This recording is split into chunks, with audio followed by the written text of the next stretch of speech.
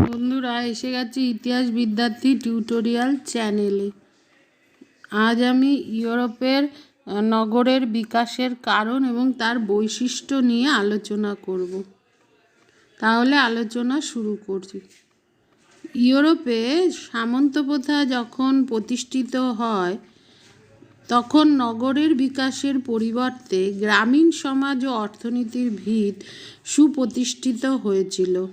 পরবর্তীকালে অশান্তি ও অস্থিরতা দূর হলে খ্রিস্টীয় নবম শতকে ইউরোপে আবার আর্থসামাজিক অগ্রগতি শুরু হয়।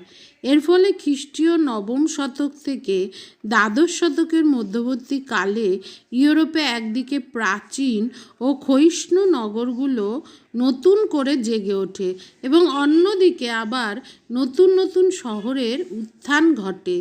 এই ঘটনা ইউরোপের নগর বিপ্লব নামে পরিচিত।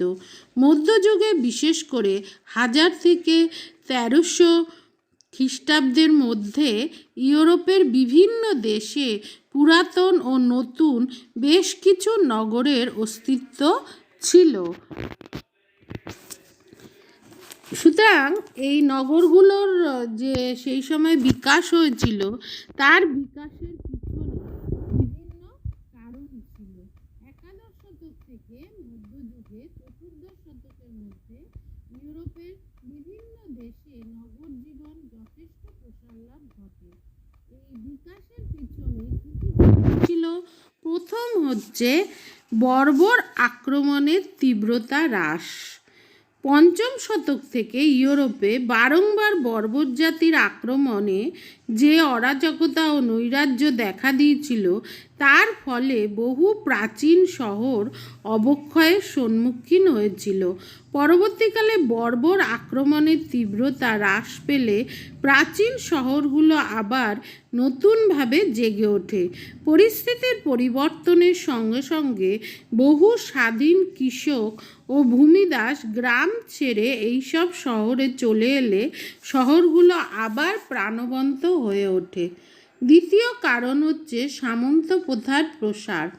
সামন্ত প্রথা আপাত দৃষ্টিতে নগর জীবনের বিরোধী এবং গ্রাম জীবনের সহযোগিতা করলেও ইউরোপের মধ্যযুগে সামন্ততন্ত্রের প্রসার পরোক্ষে নগর জীবনের প্রসারেই সাহায্য করেছিল।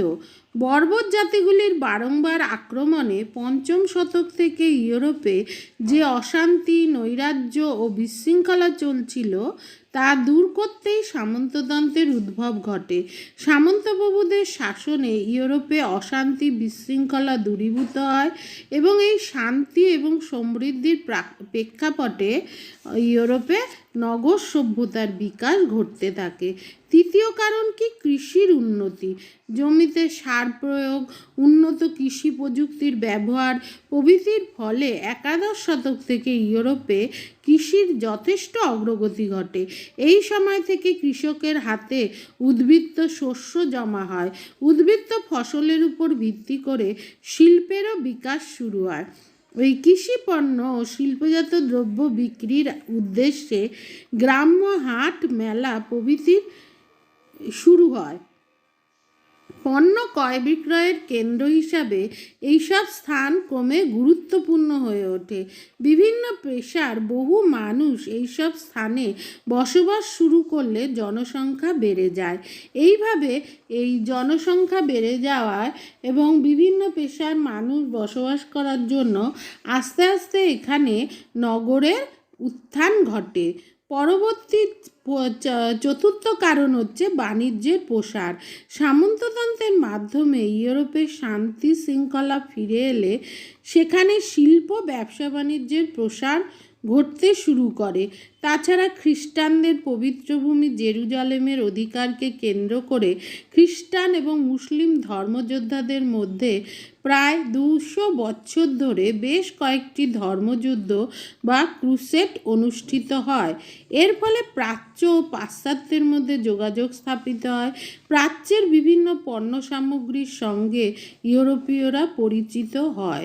ক্রমে প্রাচ্য ও পাশ্চাত্যের মধ্যে বাণিজ্যের অগ্রগতির ফলে বণিক, শিল্পী, কারিগর, শ্রমিক ও অন্যান্যদের বাসস্থান এবং পণ্য ক্রয় বিক্রয়ের কেন্দ্র হিসাবে নদী ও সমুদ্রের উপকূলে বিভিন্ন শহর প্রতিষ্ঠিত হতে থাকে। পঞ্চম কারণ, ধর্মীয় প্রতিষ্ঠানের ভূমিকা। মধ্যযুগে ইউরোপে অসংখ্য চার্চ ও মঠ প্রতিষ্ঠিত হয়। স্থানীয় এলাকায় বহিরাগত আক্রমণের সময় এই ধর্মীয় প্রতিষ্ঠানগুলো স্থানীয় মানুষদের আশ্রয় ও নিরাপত্তা দিত। এছাড়া প্রতিষ্ঠানগুলোর অধীনে থাকা বিপুল পরিমাণ ভূ সম্পত্তিতে প্রচুর কৃষক ও শ্রমিক কাজ পেত। এইসব কারণে যেসব অঞ্চলে চার্চ ও মঠগুলো অবস্থিত ছিল সেই অঞ্চলে জনসংখ্যা ক্রমে বাড়তে থাকে। জনসংখ্যা বাড়ার সঙ্গে সঙ্গে এখানে বিভিন্ন ধরনের পেশার শুরু হয় বা বিভিন্ন ধরনের পেশার লোক এখানে বসবাস করতে থাকে। এইভাবে এই অঞ্চলে ক্রমে শহর বা নগরে পরিণত হয়। ষষ্ঠ কারণ, প্রাসাদ দুর্গ। মধ্যযুগে সামন্তপ্রভু দুর্গ বেষ্টিত সুবিশাল প্রাসাদে বসবাস করত। এই প্রাসাদ দুর্গগুলো স্থানীয় শাসনকেন্দ্র এবং বহিরাক্রমণের সময় স্থানীয় মানুষের আশ্রয়স্থল হিসাবে গুরুত্বপূর্ণ ভূমিকা পালন করত। ফলে মানুষ নিরাপত্তা ও অন্যান্য প্রয়োজনে প্রাসাদ দুর্গের নিকটবর্তী অঞ্চলে বসতি গড়ে তুললে এখানেও জনসংখ্যা বৃদ্ধি পেতে পেতে ক্রমশ এর আশেপাশে কী হয়, লোকজনকে নিয়ে নগর গড়ে ওঠে। সপ্তম কারণ, দুর্গ প্রাচীর। পঞ্চম শতক থেকে ইউরোপের বর্বর আক্রমণ বৃদ্ধি পেলে বিভিন্ন অঞ্চল প্রাচীর দ্বারা সুরক্ষিত করার উদ্যোগ শুরু হয়। সম্রাট কনস্টান্টাইনের আমল থেকে এইরূপ দুর্গ প্রাচীর নির্মাণের কাজ শুরু হয়। পরবর্তীকালে শার্লেমানের মৃত্যুর পর নতুন করে বর্বর আক্রমণ শুরু হলে প্রশাসনিকভাবে গুরুত্বপূর্ণ অঞ্চলগুলো কী করা হয়, প্রাচীর বা পাঁচিল দিয়ে ঘেরা হয়। এইসব প্রাচীর বেষ্টিত স্থানগুলোতে নিরাপত্তার ছত্রছায়ায় ব্যবসা, বাণিজ্য, শিল্প প্রভৃতির বিকাশ ঘটে এবং জনবসতি বাড়তে থাকে। এই স্থানগুলো যত জনবসতি বাড়তে থাকে তত এই স্থানগুলো ক্রমে শহর বা নগরে পরিণত হয়। আর অষ্টম কারণ, ভৌগোলিক অবস্থান। মধ্যযুগে জনসংখ্যা বৃদ্ধি এবং নতুন নতুন পেশার সৃষ্টি হতে থাকলে মানুষ জীবন জীবিকার প্রয়োজনে সুবিধাজনক ভৌগোলিক অঞ্চলে বসতি স্থাপন করতে থাকে। নদী বা সমুদ্রের উপকূল, পাহাড়ের গিরিপথের নিকটবর্তী অঞ্চল, প্রাকৃতিক সম্পদে সমৃদ্ধ অঞ্চল প্রভৃতি স্থানগুলোতে মানুষ বসবাস শুরু করতে থাকে। এইরূপ স্থানগুলো ক্রমে আস্তে আস্তে এগুলো কিসে পরিণত হয়, শহর বা নগরে। ভৌগোলিক সুবিধার জন্য অক্সফোর্ড, কেমব্রিজ প্রভৃতি স্থানগুলো জনবহুল শহরে পরিণত হয়েছিল। এই হচ্ছে নগরগুলোর উত্থানের পিছনে কারণ, বিকাশের পিছনে। এবার এই নগরগুলোর বৈশিষ্ট্য কী ছিল? মধ্যযুগে বিশেষত খ্রিস্টীয় একাদশ থেকে চতুর্দশ শতকের মধ্যে ইউরোপে নগরের প্রসার ঘটে। এই নগরগুলোতে প্রচুর মানুষ বসবাস করতে থাকে। মধ্যযুগে এইসব নগরগুলোর বিভিন্ন বৈশিষ্ট্য লক্ষ্য করা যায়। প্রথম কি, গঠন প্রণালী।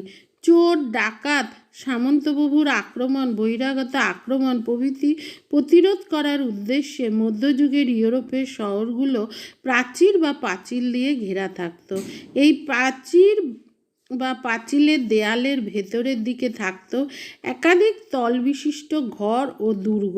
এই দুর্গগুলি থেকে বহিরাক্রমণ প্রতিরোধের উদ্যোগ নেওয়া হয়।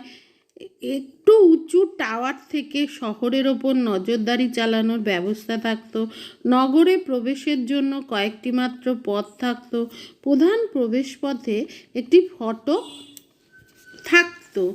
পরে দ্বিতীয় বৈশিষ্ট্য হচ্ছে পরিকল্পনার অভাব। মধ্যযুগের ইউরোপের নগরগুলো কোনো সুপরিকল্পিত চিন্তাভাবনা করে নির্মাণ হয়নি। নগরগুলো ছিল প্রচণ্ড ঘন বসতিপূর্ণ। রাস্তাঘাট এবং ঘরবাড়ি অপরিকল্পিতভাবে সেরকম ভালো ছিল না। শহরে পর্যাপ্ত স্থানের অভাবে মানুষ সর্বদা এক ঘিঞ্জি পরিবেশে বসবাস করতে থাকে, মানে যে বস্তি এলাকার মতো পরিবেশে। প্রাচীর বেষ্টিত ছোট অঞ্চলে একত্রে প্রচুর মানুষ বসবাসের ফলে মানুষের নগর জীবনের মান ছিল খুবই নিম্ন। অপরিষ্কার পুকুর ও জলাশয় থেকে জল সরবরাহের ফলে শহরগুলি সর্বদা অস্বাস্থ্যকর রোগ ব্যাধিতে ভরে থাকত।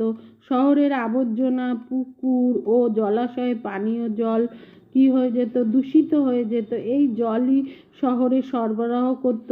এই জল পান করে প্রচুর লোক রোগে আক্রান্ত হতো এবং মহামারীতেও রূপান্তরিত হতো। কলেরা মতো বা টাইফয়েডের মতো মহামারীতে ছড়িয়ে পড়তো এই সমস্ত শহরগুলোতে।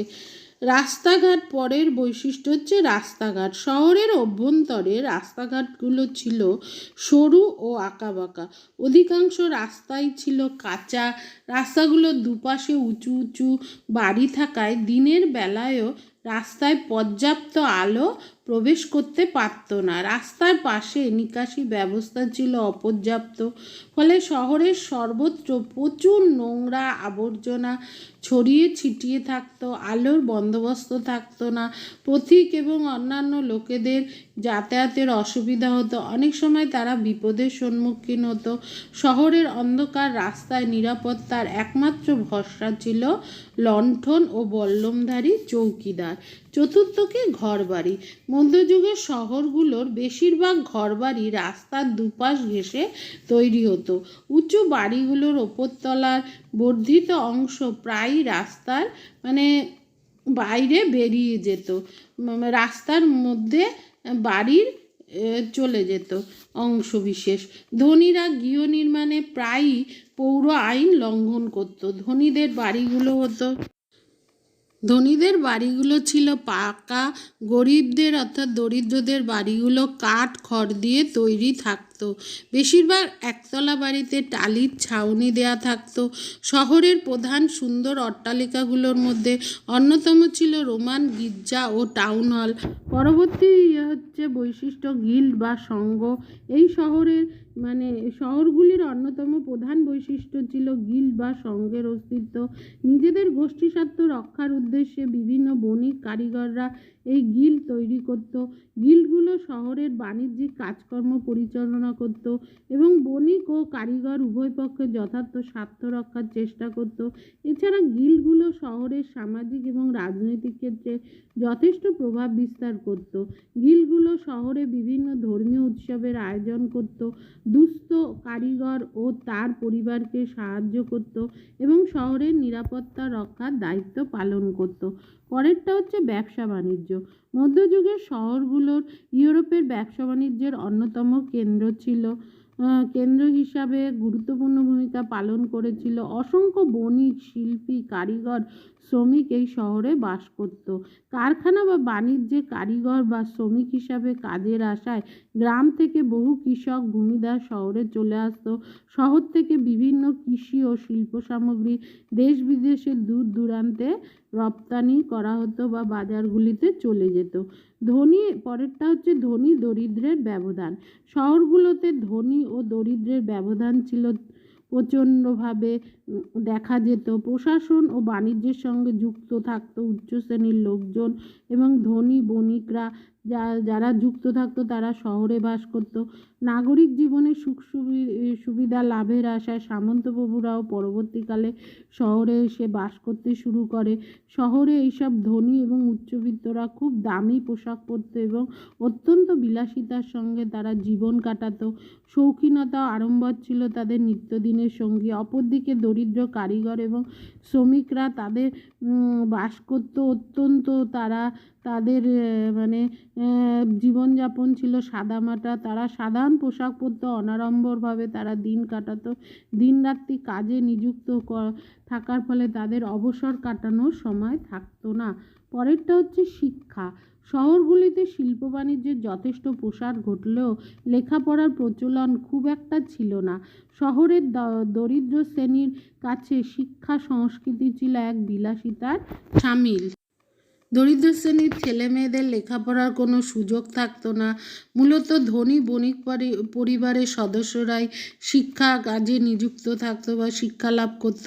তারা বিদ্যালয় প্রতিষ্ঠা করত এবং মঠের সাধু সন্তদের শিক্ষক হিসাবে বিদ্যালয়ে এনে শিক্ষাদানের ব্যবস্থা করত। পরেরটা হচ্ছে বিনোদন। শহরের মানুষ বছরের বিভিন্ন সময়ে আনন্দ উৎসবে যোগ দিত। আনন্দ উৎসবের প্রধান অঙ্গ ছিল মেলা। দেশ বিদেশের বহু বণিক বিভিন্ন ধরনের জিনিস এই সমস্ত মেলায় বিক্রির জন্য আসতো। মেলা উপলক্ষে বসতো নানা আসর, বিভিন্ন রকম আসর, যেমন জুয়া খেলা, মদ্যপান, কুকুরের লড়াই, মুরগির লড়াই প্রভৃতি আনন্দ বিনোদনের প্রধান তাদের উপাদান ছিল। তাছাড়া বহু শহরে সাপ্তাহিক বাজার বসতো। সাপ্তাহিক বাজারে কেনাকাটা শহরে মানুষের বিনোদনের অঙ্গ হয়ে দাঁড়িয়েছিল। সুতরাং এই ছিল মধ্যযুগের নগর জীবনের বৈশিষ্ট্য। নগর তৎকালীন যুগে এখনকার মতো তাদের নাগরিক জীবন অত উন্নত ছিল না, কিন্তু মোটামুটি তারা যে নগর জীবনের তাদের যে মানে নগর উত্থান হয়েছিল তা বর্তমান যুগের নাগরিক জীবনের সঙ্গে কিছু মানে মিল খুঁজে পাওয়া যায়। যাই হোক তাদের নাগরিক জীবন একালের মতো উন্নত না হলেও মোটামুটি উন্নত ছিল। অবশ্যই চ্যানেলটা সাবস্ক্রাইব করো।